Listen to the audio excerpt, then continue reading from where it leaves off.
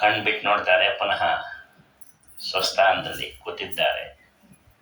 ಆಗ ಭಗವಂತ ಪಾರ್ವತಿ ಸಹಿತನಾಗಿ ಪರಮೇಶ್ವರ ದೇವರು ಬಂದು ಕೇಳಿದ್ರು, ಭಗವತ್ ಚಿತಾಂ ಭಕ್ತಿ, ಪರಮಾತ್ಮನಲ್ಲಿ ಚ್ಯುತಿ ಇಲ್ಲದ ಭಕ್ತಿಯನ್ನು ಕೊಡಿ ನನಗೆ ಅಂತ ರುದ್ರದೇವರಲ್ಲಿ ಕೇಳಿದ್ದಾರೆ. ಯಾಕೆ ಭಗವಂತನಲ್ಲಿ ಭಕ್ತಿ ಬೇಕಾದ್ರೆ ರುದ್ರದೇವರನ್ನೇ ಕೇಳಬೇಕು. ವಾಯುದೇವರು ಭಗವಂತನಲ್ಲಿ ಅತ್ಯಂತ ಭಕ್ತಿ ಬರುತ್ತರು. ವಾಯುದೇವರು ಎಲ್ಲ ಕಡೆ ಕೇಳ್ತೀವಿ, ಆದರೆ ಮನಸ್ಸು ಕೊಡೋ ಹರಿಯಲ್ಲಿ ಶಂಭೋ ಅಂತ ರುದ್ರದೇವರನ್ನೇ ಕೇಳ್ತೀವಿ. ಯಾಕೆ? ಅದಕ್ಕೆ ಹೇಳ್ತಾರೆ, ಈ ಮನಸ್ಸು ಇದೆಯಲ್ಲ, ಈಗ ಇದ್ದಿದ್ದಿನ ಕ್ಷಣದಲ್ಲಿ ಇರೋದಿಲ್ಲ. ಅದಲ್ಲ, ಒಂದು 5 ನಿಮಿಷ ಬಿಟ್ಟು ಎದ್ದೇಳ್ತೀನಿ ಅಂತ ಅಲಾರಾಮ್ ಇಟ್ಕೊಂಡು ಮಲಗಿರ್ತಾನೆ. ಬೇಕಾದ್ರೆ ಅಲಾರಾಮ್ ಇನ್ನೊಂದು 5 ನಿಮಿಷ ಮುಂದೆ ಮಾಡಿ ತಿರ್ಗಾ ಮಲ್ಕೊಳ್ತಾನೆ ಹೊರತು ಹೇಳೋದಿಲ್ಲ. ಅಥವಾ ಎದ್ರು ಯಾತಕ್ಕೆ ಅಲಾರಾಮ್ ಇಟ್ಕೊಂಡಿದ್ದು ಯಾಕೆ ಅನ್ನೋದೇ ಬೇಕಾದ್ರೆ ಮರ್ತೋಗಿರುತ್ತೆ. ಅಥವಾ ಎದ್ದ ಮೇಲೆ ಅಯ್ಯೋ ಅದಕ್ಕೋಸ್ಕರ ನಾವು ಬಿಡು ಆಮೇಲೆ ಹೋದ್ರೆ ಆಯ್ತು ಅಂತ ಹೇಳ್ಬೇಕಾರೆ ಮಲಗ್ತಾನೆ. ಅಂದ್ರೆ ಮನಸ್ಸು ಏನಾಗುತ್ತೆ, ಬಹಳ ಚಂಚಲವಾದದ್ದು. ಆ ಚಂಚಲವಾದ ಮನಸ್ಸನ್ನ ನಿಯಮನವನ್ನು ಮಾಡತಕ್ಕಂಥವ್ರು ಮಹಾರುದ್ರದೇವರು. ಮಹಾರುದ್ರದೇವರು ಒಬ್ಬರೇ ಮಾಡಿದ್ರೆ ಸಾಕಂದ್ರೆ ಸಾಲದು, ಪಾರ್ವತಿ ದೇವಿನೂ ಬೇಕು. ಯಾಕೆಂದ್ರೆ ಮನಸ್ಸು ಇಲ್ಲಿದೆ, ಬುದ್ಧಿ ಇಲ್ಲಿದೆ, ಅದೆರಡು ಸೇರ್ಬೇಕಲ್ಲ. ಎಷ್ಟೋ ಸಲ ಅನ್ಕೊಳ್ತೀವಿ, ಏನಾದ್ರು ಪ್ರಶ್ನೆ ಕೇಳಿದಾಗ ಉತ್ತರ ಇರುತ್ತೆ, ಬರ್ತಾ ಇಲ್ಲ, ತಲೆ ಕೆರ್ಕೋತಾ ಇರ್ತೀವಿ. ಇಲ್ಲಿಂದ ಇಲ್ಲಿಗೆ ಬರ್ಬೇಕಲ್ಲ, ಅದು ಪಾರ್ವತಿ ದೇವಿ ಬರೆಸ್ಬೇಕು. ಮನಸ್ಸಿಂದ ಇಲ್ಲಿಗೆ ಬಂದ್ಬಿಡತ್ತೆ, ಇಲ್ಲಿಂದ ಇಲ್ಲಿಗೆ ಬರ್ಬೇಕಾದ್ರೆ ಅಯ್ಯೋ ನೆನ್ನೆ ಎಲ್ಲ ಯೋಚನೆ ಮಾಡಿದ್ವಿ, ಬಂತು ಇವತ್ತು ಯಾಕೋ ಜ್ಞಾಪಕ ಬರ್ತಾ ಇಲ್ಲ. ಹಾರ್ಟ್ ಸೀಟಲ್ಲಿ ಕೂತ್ಕೊಂಡು ಗೊತ್ತಾಡ್ತಿರ್ತೀವಿ. ಹೌದವ್ರು ಯಾಕೆ? ಪಾರ್ವತಿ ದೇವಿ. ಅವರಿಬ್ಬರ ಅನುಗ್ರಹ ಇತ್ತು ಅಂದ್ರೆ ಏನ್ ಬೇಕಾದ್ರೂ ಜಯಿಸ್ಬೋದ ನಾವು. ವಾಯುದೇವರ ಅನುಗ್ರಹ ಬಹಳ ಸುಲಭ. ನಾವು ಅನ್ಕೊಳ್ತೀವಿ ವಾಯುದೇವರದ ಕಷ್ಟ ಅಂತೇಳಿ. ಮಹಾರುದ್ರದೇವರು ಪಾರ್ವತಿ ದೇವಿಯರದೇ ಕಷ್ಟ ಅನುಗ್ರಹ ಆಗ್ಬೋದು.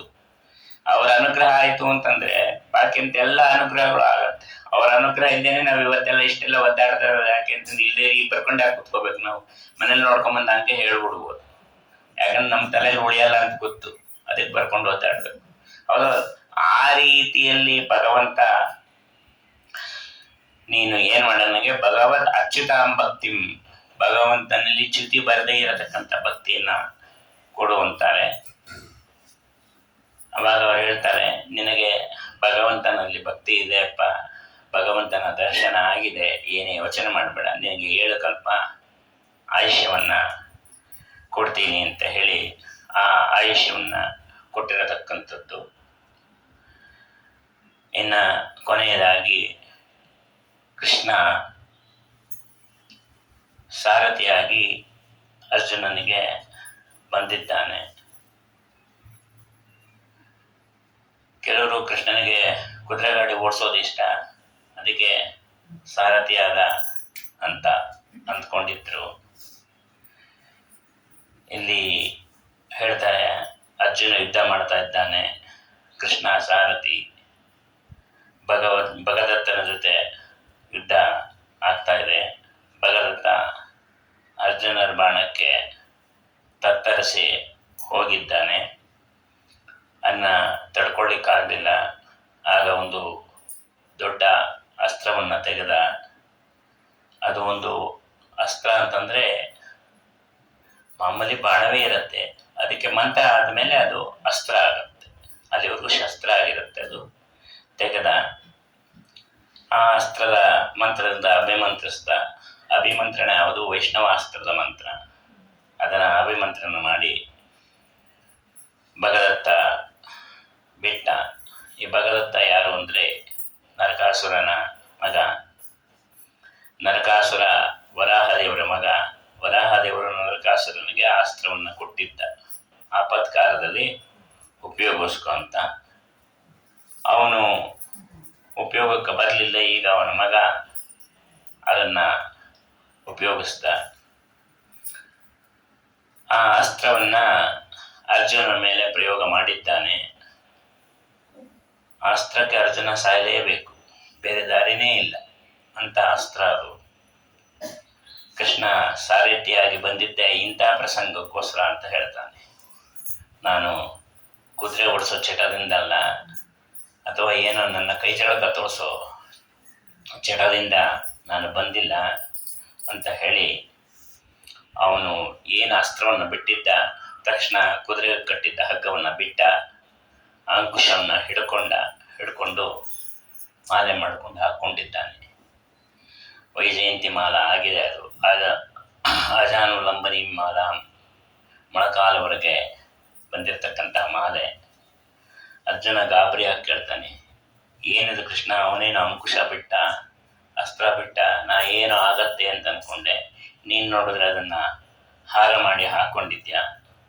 ಆಗ ಹೇಳ್ತಾನೆ, ಇದು ವೈಷ್ಣವಾಸ್ತ್ರ ಅಂತ ನಾನೇ ಅವರ ಅಪ್ಪನಿಗೆ ಕೊಟ್ಟಿದ್ದೆ, ಅದು ಈಗ ಇವನು ಉಪಯೋಗಿಸಿದ್ದಾನೆ, ಅದು ನಿನಗೆ ಗೊತ್ತಾಗಲ್ಲ, ಅದಕ್ಕೆ ನಾನು ನಿನಗೆ ಸಾರಥಿಯಾಗಿ ಬಂದಿದ್ದೆ, ಇಂಥ ಪ್ರಸಂಗಗಳು ಬರುತ್ತೆ ಅಂತ. ನಾನು ಕೇವಲ ಕುದುರೆ ಓಡಿಸೋಕ್ಕಾಗಲಿ ಅಥವಾ ಅವರಿಂದ ಇವರಿಂದ ರಕ್ಷಣೆ ಮಾಡೋಕ್ಕಲ್ಲ, ಇಂಥ ಅಸ್ತ್ರಗಳಿಂದ ರಕ್ಷಣೆ ಮಾಡಲಿಕ್ಕೆ ಬಂದಿದ್ದು. ಅರ್ಜುನನಿಗೆ ಅನೇಕ ಆಪತ್ತುಗಳು ಬಂದಿತ್ತು. ಅಭಿಮನ್ಯು ಸತ್ತ 13ನೇ ದಿವಸ ಘೋರವಾದಂತಹ ಆಪತ್ತು. ಕೌರವರು ಒಂದು ವ್ಯೂಹವನ್ನು ಮಾಡಿಕೊಂಡು ಅಭಿಮನ್ಯು ಪ್ರವೇಶಿಸಿದ ಭಾಗದಲ್ಲಿ ಸೈಂಧವ ತಡೆದಿದ್ದಾನೆ. ಸೈಂಧವ ರುದ್ರದೇವರಿಂದ ಒಂದು ಬರವನ್ನು ಪಡೆದಿದ್ದ, ಒಂದೇ ಒಂದು ದಿವಸ ಆದರೆ ನಾನು ಪಾಂಡವರನ್ನು ಯುದ್ಧ ಭೂಮಿಯಲ್ಲಿ ತಡಿಬೇಕು, ಆ ಗ್ರಹಚಾರಕ್ಕೆ ಅದು ಅವತ್ತೇ ಆಗಬೇಕೆ. ಹಾಗಾಗಿ ಅಭಿಮನ್ಯು ಒಬ್ಬನೇ ಒಳಗೆ ಹೋಗಿದ್ದಾನೆ. ಬಾಗಿಲಲ್ಲಿ ಸೈಂಧವ ಪಾಂಡವರನ್ನೆಲ್ಲ ತಡೆದಿದ್ದ. ಅರ್ಜುನ ಇರಲಿಲ್ಲ, ಸಂಸಕ್ತರ ಜೊತೆ ಯುದ್ಧಕ್ಕೆ ಹೋಗಿದ್ದ. ಭೀಮ ಬೇಕು ಅಂತಾನೆ ಸೋತ ಹಾಗೆ ಮಾಡಿದ್ದ. ಯಾಕೆಂದರೆ ಭೀಮನಿಗೆ ಗೊತ್ತಿತ್ತು ಇವತ್ತು ಅಭಿಮನ್ಯುವಿನ ಮರಣ ಆಗತ್ತೆ ಅನ್ನೋದು. ಇನ್ನು ಧರ್ಮರಾಜ, ನಕುಲ, ಸಹದೇವ ಇವರನ್ನೆಲ್ಲ ಧರ್ಮರಾಜನೇ ತಡೆದು ನಿಲ್ಲಿಸಿದ್ದ. ಯುದ್ಧ ಮುಗಿತಾ ಬಂತು. ಅಭಿಮನ್ಯು ಸತ್ತಿದ್ದಾನೆ ಅಂತ ಅರ್ಜುನನಿಗೆ ಗೊತ್ತಾಯಿತು. ಆಗ ರೋಷಾವೇಶದಲ್ಲಿ ಪ್ರತಿಜ್ಞೆ ಮಾಡಿದ್ದಾನೆ, ಇವತ್ತು ನನ್ನ ಮಗ ಸಾಯಲಿಕ್ಕೆ ಕಾರಣ ದುಶ್ಯಾಸನ ಮಗನೇ ಇದ್ದರೂ ಸಹ ದುಶ್ಯಾಸನ ಮಗನೂ ಸತ್ತೋದ, ಅಭಿಮನ್ಯನು ಹೋರಾಡಿ ಸತ್ತಿದ್ದಾರೆ. ಆದರೆ ಇದಕ್ಕೆಲ್ಲ ಕಾರಣ ಆದಂತಹ ಸೈಂಧವ ಕಾರಣ.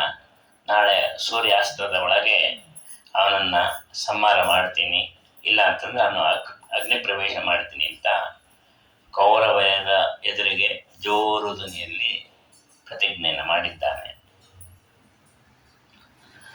ಅಲ್ಲಿ ಕೃಷ್ಣ ಇದ್ದ. ಕೃಷ್ಣನನ್ನು ಮಾತು ಕೇಳಬೇಕು ಅಂತಲೂ ಅನ್ನಿಸ್ಲಿಲ್ಲ. ಯಾಕೆಂದ್ರೆ ಸಾರಥಿ ಇಲ್ವಾ, ಡ್ರೈವರ್ ಅವನ್ನೇನು ಕೇಳೋದು ಅಂದ್ಕೊಂಡು ಉದಾಸೀನತೆ ಮಾಡಿದ್ದಾನೆ. ಆದರೆ ಕೃಷ್ಣ ಬಿಡಲಿಲ್ಲ, ಅವರ ರಕ್ಷಣೆಗೆ ಅಂತಲೇ ನಿಂತವನು. ಹಾಗಾಗಿ ಅವರು ಎಲ್ಲರೂ ಕೌರವರೆಲ್ಲ ಛಲ ತೊಟ್ಟಿದ್ದಾರೆ. ಏನಾದರೂ ಸರಿ ನಾಳೆ ಅರ್ಜುನನಿಗೆ ಸೈಂಧವ ಸಿಗದೇ ಇರೋ ರೀತಿಯಲ್ಲಿ ಮಾಡೋಣ ಅಂತೆಲ್ಲ ಇಷ್ಟೆಲ್ಲ ಪ್ರತಿಜ್ಞೆ ಆಯಿತು. ಎಲ್ಲ ಮನೆಗೆ ಹೋದರು. ರಾತ್ರಿ ಮಲಗಿದ್ದಾರೆ. ಅಭಿಮನ್ಯು ಸತ್ತ 13ನೇ ದಿವಸ. ಯಾವ ತಂದೆಗೆ ನಿದ್ದೆ ಬರುತ್ತೆ? ನಿದ್ದೆ ಬಂದಿಲ್ಲ. ಅರ್ಜುನ ಒದ್ದಾಡ್ತಾ ಇದ್ದಾನೆ. ಆದರೂ ಕೃಷ್ಣ ಅವನಿಗೆ ನಿದ್ದೆಯನ್ನು ಬರೆಸಿದ್ದಾನೆ. ನಿದ್ರೆ ಬರೆಸಿ ಆ ನಿದ್ದೆಯಲ್ಲಿ ಒಂದು ಕನಸು ಬಿದ್ದಂತೆ ಮಾಡಿದ್ದಾನೆ. ಅದೆಂಥ ಕನಸು ಅಂದರೆ, ತಾನು ಕೈಲಾಸಕ್ಕೆ ಹೋಗಿ ರುದ್ರದೇವರಿಂದ ಕೆಲವು ಅರ್ಥಮಂತ್ರಗಳನ್ನು ಉಪದೇಶ ಪಡೆದು ಬಂದ ಹಾಗೆ. ಆದರೆ ಮರುದಿವಸ ಬೆಳಗ್ಗೆ ಎದ್ದು ಕೂಡಲೇ ಆ ಮಂತ್ರಗಳೆಲ್ಲ ಬಾಯಲ್ಲಿ ಬರ್ತಾ ಇತ್ತು ಅಂತೆ. ಯಾರಿಗಾದರೂ ಸಾಧ್ಯನಾ? ಸಾಧ್ಯವೇ ಇಲ್ಲ. ನಮಗೆಲ್ಲ ಏನೋ ವಿಷ್ಣು ಸಹಸ್ರನಾಮ ಹೇಳಿಕೊಟ್ಟಿರ್ತಾರೆ, ರಾತ್ರಿ ಮಲಗಿರ್ತೀವಿ, ಬೆಳಗ್ಗೆ ಎದ್ದು ವಿಷ್ಣು ನೆನಪು ಬಂದರೆ ಸಾಕಾಗಿದೆ. ಹೌದಲ್ಲ? ಅದೇ ನೆನಪು ಬಂದಿರೋದಿಲ್ಲ. ಇನ್ನು ನಾವು ತಡವಾಗಿ ಎದ್ದಿದ್ದಂತೆ ಹೆಂಡ್ತಿನೋ ತಾಯಿನೋ ಬೈದಿರ್ತಾರೆ, ಅದೇ ಕೇಳಿಸುತ್ತೆ ಅಷ್ಟೇ. ನಮಗೆ ಆ ಸಹಸ್ರನಾಮನೇ ಕೇಳೋದು ಅಷ್ಟೇ, ವಿಷ್ಣು ಸಹಸ್ರನಾಮ ಮತ್ತೆ ಹೋಗಿರುತ್ತೆ. ಆ ರೀತಿಯಲ್ಲಿ ಇಲ್ಲ. ಇವರಿಗೆಲ್ಲವೂ ಸಂಪೂರ್ಣವಾಗಿ ಅರ್ಜುನನಿಗೆ ಮಂತ್ರ ಬರ್ತಾ ಇದೆ. ಅದು ಹೆಂಗೆ ಅಂತಂದರೆ, ಅರ್ಜುನ ಇಲ್ಲೇ ಮಲಗಿದ್ದ. ಆಗ ಕೃಷ್ಣ ಒಂದು ಅಂಶದಿಂದ ರುದ್ರದೇವರ ಹತ್ರಕ್ಕೆ ಕರ್ಕೊಂಡು ಹೋಗಿ ಮಂತ್ರೋಪದೇಶ ಕೊಡಿಸಿ ಕರ್ಕೊಂಡು ಬಂದಿದ್ದಾನೆ. ಆದರೆ ಅದು ಇವನಿಗೆ ಕನಸೇ ಲೆಕ್ಕ. ಕೆಲವರಿಗೆ ಪೆನ್ಷನ್ ಬರದೆ ತಲೆ ಕೆಡಿಸ್ಕೊಂಡು ನಿದ್ದೆ ಕನಸಿನಲ್ಲೇ ನಡ್ಕೊಂಡು ಹೋಗಿ ಪೆನ್ಷನ್ ತೊಗೊಂಬಂದ ಕನಸು ಬಿದ್ದಿರುತ್ತೆ. ಅಂತಂದರೆ ಹಾಗಲ್ಲ. ದೇಹನೂ ಇಲ್ಲೇ ಇದೆ, ಜೀವನೂ ಇಲ್ಲೇ ಇದೆ, ಎದ್ದು ಹೋಗಿಲ್ಲ. ಅರ್ಜುನ ಏನು ಎದ್ದು ಹೋಗಿಲ್ಲ. ಒಂದು ಅಂಶದಿಂದ ಕರ್ಕೊಂಡು ಹೋಗಿ ಮಂತ್ರೋಪದೇಶ ಕರ್ಕೊಂಡು ಬಂದಿದ್ದಾನೆ. ಮರುದಿವಸ ಯುದ್ಧ ಶುರು ಆಯಿತು. ಸೈಂಧವನನ್ನು ಹೇಗೆ ಗೆಲ್ಲಬೇಕು ಅಂತ ಸಿದ್ಧತೆನೂ ಆಯಿತು. ಇದು ಯುದ್ಧಕಾಲ ಶಸ್ತ್ರಾಭ್ಯಾಸ ಅಂತಂದರೆ ಇದನ್ನು ಮಾತ್ರ ಹೇಳೋದಷ್ಟೆ. ಆ ರೀತಿಯಲ್ಲಿ ಕೌರವರು ಅರ್ಜುನನ್ನ ಮುನ್ನುಗ್ಗಲಿಕ್ಕೆ ಬಿಡ್ತಾ ಇಲ್ಲ, ತಡಿತಾ ಇದ್ದಾರೆ. ಅಂತ ರಣರಂಗದಲ್ಲಿ ಕೃಷ್ಣ ರಥವನ್ನು ಓಡಿಸ್ತಾ ಇದ್ದಾನೆ. ಎಷ್ಟು ವೇಗವಾಗಿ ಓಡಿಸ್ತಾ ಇದ್ದ ಅಂದರೆ ಆಚಾರ್ಯರು ಹೇಳ್ತಾರೆ, ಆ ರಥದ ವೇಗ ಎಷ್ಟು ವೇಗವಾಗಿತ್ತು ಅಂತಂದರೆ, ನೀವು ಯಾವುದೇ ಒಂದು ಜಾಗದಲ್ಲಿ ನಿಂತು ಬಾಣ ಬಿಟ್ಟರೆ ರಥ ಹೋದ ಮೇಲೆ ಅದು ಪಾಸ್ ಆಗ್ತಾ ಇತ್ತು. ಅಷ್ಟು ವೇಗದಲ್ಲಿ ರಥ ಓಡಿಸ್ತಾ ಇದ್ದಾನೆ ಕೃಷ್ಣ. ಅಷ್ಟು ವೇಗವಾಗಿ ರಥ ಓಡಿಸ್ತಾ ಅಂತಂದ್ರೆ ರಥದಿಂದ ಏನಾರು ಆಚೆ ಈಚೆ ಬಿತ್ತಂದ್ರೆ ಏನೇನು ಆಚೆ ಈಚೆ ಬಿದ್ದಿಲ್ಲ, ಎಲ್ಲವೂ ಸುರಕ್ಷಿತವಾಗಿ ಇದೆ. ಅಂತಹ ಕೈಚಳಕ ಕೃಷ್ಣನು. ಸಾಯಂಕಾಲ ಆಗ್ತಾ ಬಂತು, ಸೈಂಧವ ಸಿಗಲಿಲ್ಲ. ದ್ರೋಣಾಚಾರ್ಯರೆಲ್ಲ ಸುತ್ತ ಕಟ್ಟಿದ್ದಾರೆ, ಹೋರಾಟಕ್ಕೆ ನಿಂತಿದ್ದಾರೆ. ಸೈಂಧವ ಸಿಗಲಿಲ್ಲ. ಅರ್ಜುನನಿಗೆ ಅಗ್ನಿ ಪ್ರವೇಶ ಮಾಡಬೇಕು ಅನ್ನತಕ್ಕಂತಹ ಭಯ ಎದೆ ಹೊಡ್ಕೊಳ್ಳಿಕ್ಕೆ ಪ್ರಾರಂಭ ಆಯಿತು. ಇನ್ನು ಸೂರ್ಯ ಇರುವಾಗಲೇ ಕೃಷ್ಣ ಕತ್ತಲೆಯನ್ನು ಸೃಷ್ಟಿ ಮಾಡಿದ. ಸೂರ್ಯಾಸ್ತ ಆಯಿತು ಅಂತ ಕೌರವರು ಸೈಂಧವನನ್ನು ಮುಂದೆ ಇಟ್ಟುಕೊಂಡು ಬಂದರು. ಸೂರ್ಯ ಮುಳುಗಿದ್ದಾನೆ, ಇನ್ನು ಅರ್ಜುನ ಅಗ್ನಿ ಪ್ರವೇಶ ಮಾಡ್ತಾನೆ, ನೋಡೋಣ ಅಂತೆಲ್ಲ ಮುಂದೆ ಬಂದಿದ್ದಾರೆ. ತತ್ಕಾಲದಲ್ಲಿ ಕೃಷ್ಣ ಪುನಃ ಕತ್ತಲೆಯನ್ನು ನಾಶ ಮಾಡಿದ. ಪಶ್ಚಿಮದಲ್ಲಿ ಇನ್ನೂ ಸೂರ್ಯ ಕಾಣ್ತಾ ಇದ್ದ. ಕೃಷ್ಣ ಅಂದ, ಸೂರ್ಯಾಸ್ತ ಆಗಿಲ್ಲ, ಸೈಂಧವ ಎದುರಿಗಿದ್ದಾನೆ, ಬಾಣ ಬಿಡು. ಅಷ್ಟೇ, ಅವನು ಇನ್ನೂ ಏನೋ ಹೇಳೋನಿದ್ದ ಕೃಷ್ಣ. ಅಷ್ಟರೊಳಗೆ ಬಾಣ ಬಿಟ್ಟೇ ಬಿಟ್ಟ. ಅರ್ಜುನ ಬಿಟ್ಟಿದ್ದಾನೆ. ಆ ತಲೆ ಮೇಲೆ ಹಾರಿ ಹೋಗಿದೆ. ಅವಾಗ ಕೃಷ್ಣ ಹೇಳ್ತಾನೆ, ಬಿಡು ಅಂತ ತಕ್ಷಣ ಬಿಟ್ಬಿಟ್ಟಿಲ್ಲ, ಇನ್ನು ನಾ ಏನೇನು ಹೇಳಬೇಕಿತ್ತು, ಯಾವ ಮಂತ್ರ, ಯಾವ ಅಸ್ತ್ರ ಹೇಳಬೇಕು, ಯಾವ ತಂತ್ರ ಮಾಡಬೇಕು ಎಲ್ಲ ಹೇಳಬೇಕು ಅಂತಿದ್ದೆ, ಬಿಟ್ಬಿಟ್ಟಿಲ್ಲ. ಇನ್ನೂ ಕೆಳಗೆ ಬಿದ್ದಿಲ್ಲ. ಅದು ಕೆಳಗೆ ಭೂಸ್ಪರ್ಶ ಆದರೆ ನಿನ್ನ ತಲೆ ಹೋಗುತ್ತೆ. ಹಾಗಾಗಿ ಭೂಸ್ಪರ್ಶ ಆಗದೆ ಇರೋಂಗೆ ರಕ್ಷಣೆ ಮಾಡುವಂಥ ತಕ್ಷಣ ಪುಂಖಾನುಪುಂಖವಾಗಿ ಬಾಣವನ್ನು ಬಿಟ್ಟಿದ್ದಾನೆ. ಎಲ್ಲ ಆದಮೇಲೆ ಆ ತಲೆ ಅಲ್ಲಿ ನಿಂತಿದೆ. ಆಗ ಅರ್ಜುನ ಕೇಳ್ದ, ಕೃಷ್ಣ ಇವಾಗ ಹೇಳು, ಆ ತಲೆ ಏನು ಮಾಡಬೇಕು, ಎಲ್ಲಿ ಬಿಡಿಸ್ಲಿ? ಆಗ ಕೃಷ್ಣ ಹೇಳ್ದ, ಇಲ್ಲಿಂದ 120 ಮೈಲಿ ದೂರದಲ್ಲಿ ಅವರಪ್ಪ ತಪಸ್ಸು ಮಾಡ್ತಾ ಕೂತಿದ್ದಾನೆ, ಅವನ ಕೈಲಿ ಹೋಗಿ ಬೀಳಬೇಕು, ಹಾಗೆ ಮಾಡುವಂತೆ. ತಕ್ಷಣ ಅರ್ಜುನ ಇನ್ನೊಂದು ಬಾಣ ಬಿಟ್ಟ. ವೇಗವಾಗಿ ಹೋಗಿ ಅದು ಸೈಂಧವನ ಕೈಯಲ್ಲಿ ಬಿತ್ತ ಕೂಡಲೇ ಅವನೇನೋ ತಪಸ್ಸು ಮಾಡ್ತಾ ಇದ್ದ, ಗಾಬರಿಯಿಂದ ತೆಗೆದು ಕೆಳಗೆ ಹಾಕದ. ಅವನದೇ ಬರ ಇತ್ತು ಅವನಿಗೆ. ಸೈಂಧವನ ತಲೆಯನ್ನು ಯಾರು ನೆಲಕ್ಕೆ ಹಾಕ್ತಾರೆ ಅವನ ತಲೆನೂ ನಾಶ ಆಗಲಿ ಅಂತೇಳಿ. ಹಾಗಾಗಿ ಭೂಸ್ಪರ್ಶ ಆದ ಕೂಡಲೇ ಇವನ ತಲೆನೂ ಹೋಯಿತು. ಅಪ್ಪನೂ ಸುತ್ತ, ಮಗನೂ ಸುತ್ತ. ಅರ್ಜುನ ಉಳ್ದ. ಇಲ್ಲ ಅಂದ ಅಂದರೆ ಇವನು ಅಗ್ನಿ ಪ್ರವೇಶ ಮಾಡಬೇಕಾಗಿತ್ತು. ಹಾಗಾಗಿ ಕೃಷ್ಣ ಹೇಳ್ತಾನೆ, ಇದೆಲ್ಲ ನಾನು ಮಾಡಿದ್ದು ನಿನಗೋಸ್ಕರ ಅಂತ ಅಂದ್ಕೊಳ್ಬೇಡ, ಧರ್ಮ ರಕ್ಷಣೆಗೋಸ್ಕರ ಮಾಡಿದ್ದಷ್ಟೆ. ನೀನು ಅರ್ಜುನ, ನಾನು ನೀನು ಸಂಬಂಧಿಕರು, ಸೋದರ ಮಾವ, ಸೋದರ ಮಾಳಿಯ ಅವೆಲ್ಲ ಬಿಟ್ಬಿಡು. ಇಲ್ಲಿ ಯಾವುದೂ ಸಂಬಂಧ ಇಲ್ಲ. ವಾಸಗತ ಗತ ಪುಣ್ಯ ಪುರುಷಾನ್ ವಕ್ತಾರಂ ಚ ಶ್ರೋತುಮಿಚ್ಛತಿ. ಹೀಗೆ ಎಲ್ಲರನ್ನ ಅವನು ರಕ್ಷಣೆಯನ್ನು ಮಾಡ್ತೀನಿ ಅಂತ ಹೇಳೋದಕ್ಕಾಗಿ ಹೇಳಿದ್ದಾನೆ. ಧರ್ಮ ಸಂಸ್ಥಾಪನಾರ್ಥಾಯ ಸಂಭವಾಮಿ ಯುಗೆ ಯುಗೆ. ನಾನು ಎಲ್ಲಿ ಧರ್ಮ ಆಚರಣೆ ಮಾಡ್ತಾರೆ ಅಲ್ಲಿ ನಾನು ಎಷ್ಟೇ ವಿಘ್ನ ಬಂದರೂ ಒಂದು ರೂಪದಿಂದ ನಾನು ಇರ್ತೀನಿ. ನೀವು ಧರ್ಮಾಚರಣೆಯನ್ನು ಮಾಡುವಾಗ ವಿಚಲಿತರಾಗಬಾರದು. ಅಯ್ಯೋ ಮಾಡೋಣ ಅಂದ್ಕೊಂಡಿದ್ದೀವಿ, ಆಗತ್ತೋ ಇಲ್ವೋ. ಕೆಲವರು ತಿರುಪ್ತಿಗೆ ಹೋಗ್ಬೇಕು ಅಂತ 10 ವರ್ಷದಿಂದ ಪ್ಲಾನ್ ಮಾಡ್ತಾನೆ ಇರ್ತಾರೆ, ಟಿಕೆಟೇ ತೊಗೊಂಡಿರಲ್ಲ. ಇನ್ನು ಹಂಗೆ ಹೋದ್ರೆ ಹೆಂಗೆ ಹೇಳಿ? ಹೋಗ್ಬೇಕು ಅಂದ ತಕ್ಷಣ ಹೋಗಬೇಕು. ತಿಮ್ಮಪ್ಪ ನೀನು ಮನಸ್ಸು ಮಾಡೋರು ದರ್ಶನ ಕೊಡೋರು ಬರ್ತೀವಿ ಅಷ್ಟೇ, ಹೊಟ್ಟೋಗ್ಬಿಡ್ಬೇಕು. ಹಾಗೆ ಆಗತ್ತೆ. ಇಲ್ಲ ಅಂತಂದ್ರೆ ಅದು ನೀವು ಪ್ಲಾನ್ ಮಾಡ್ತಾನೆ ಇರ್ತಾರೆ, ಅದು ಪ್ಲಾನಲ್ಲೇ ಇರುತ್ತೆ, ಅದು ಆಗೋದೇ ಇಲ್ಲ. ಆ ರೀತಿಯೆಲ್ಲ ದೇವರ ದರ್ಶನಕ್ಕೆ, ಹಿರಿಯರ ದರ್ಶನಕ್ಕೆ, ಕೆಲವು ಸಲ ಅತ್ತೆ ಮಾವಂದಿರು, ತಂದೆ ತಾಯಿಯರ ದರ್ಶನಕ್ಕೆ ಫೋನ್ ಮಾಡಿಕೊಂಡು ಕಾಯ್ಕೊಂಡು ಹೋಗ್ಬೋದು. ಇದಕ್ಕಿದ್ದಂಗೆ ಸೀದಾ ಹೋಗ್ಬಿಡ್ಬೇಕು. ಇಲ್ಲೆಲ್ಲ ಬಂದ್ವಿ ನಮ್ಗೆ ಹೋಗೋದ್ರೆ ಕೆಲಸ ಆಗತ್ತೆ. ಭಗವಂತನ ಅನುಗ್ರಹಕ್ಕೆ ಸಂಪೂರ್ಣ ಪಾತ್ರರಾಗ್ತೀವಿ. ಇಲ್ಲ ಅಂತಂದ್ರೆ ಟಿಕೆಟ್ ಅವ್ನು ಸಿಗದೆ ಇರೋಂಗೆ ಮಾಡ್ತಾನೆ.